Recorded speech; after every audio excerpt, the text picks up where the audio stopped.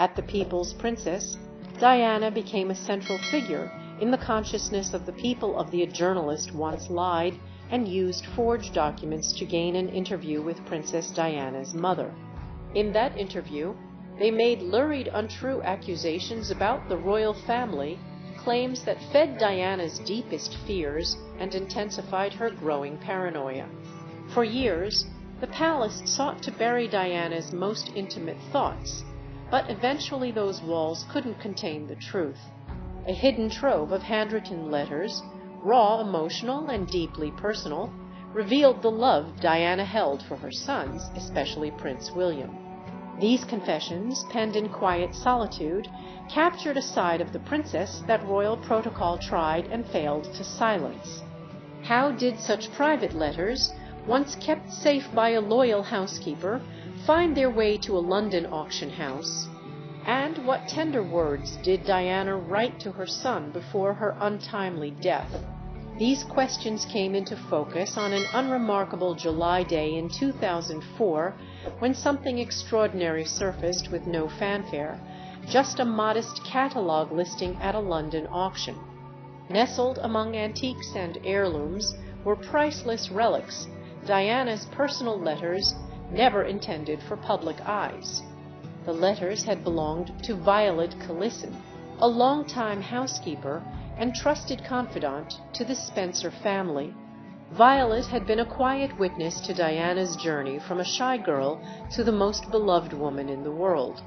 After Violet passed, her family discovered the collection, notes, cards, and long, heartfelt letters spanning years of Diana's life.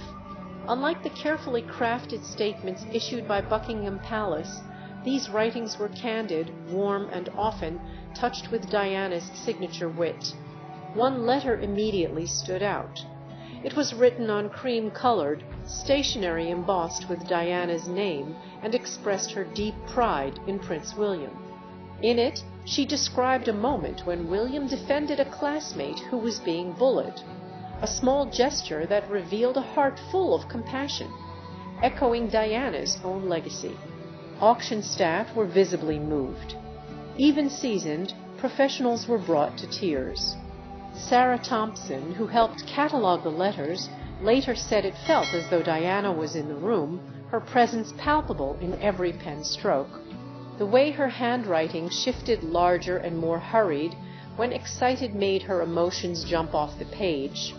Among the letters was one dated July 8, 1981, just weeks before her wedding to Prince Charles. The world remembers Diana beaming in her wedding gown with a 25 FT train, but the letter painted a different picture. Beneath the glamour was a 19-year-old overwhelmed by fittings, guest lists filled with strangers, and dizzying royal rules. Yet, even in the chaos, she found humor, joking that everyone else was stressed, while the bride remained oddly calm.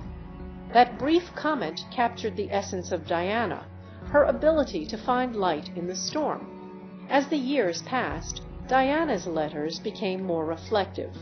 The giddy scribbles of a bride evolved into mature thoughts about raising children under constant scrutiny. She wrote about frustrations with palace life and her fierce devotion to William and Harry. One particular letter about William's first day of school eventually sold for over £20,000, far beyond the auction house's expectations. It wasn't the royal stationery or her famous signature that made it valuable. It was the unfiltered honesty and motherly warmth behind each word. Experts noticed that Diana often wrote these letters late at night when the palace was quiet and she could finally be herself. She preferred using personal stationery instead of royal paper, as if deliberately separating her true identity from her royal title. These letters became more than keepsakes. They filled in emotional gaps that interviews and press statements never could. They showed a mother trying to raise boys who would understand kindness, responsibility, and the world outside gilded gates. Diana's devotion went far beyond handwritten letters.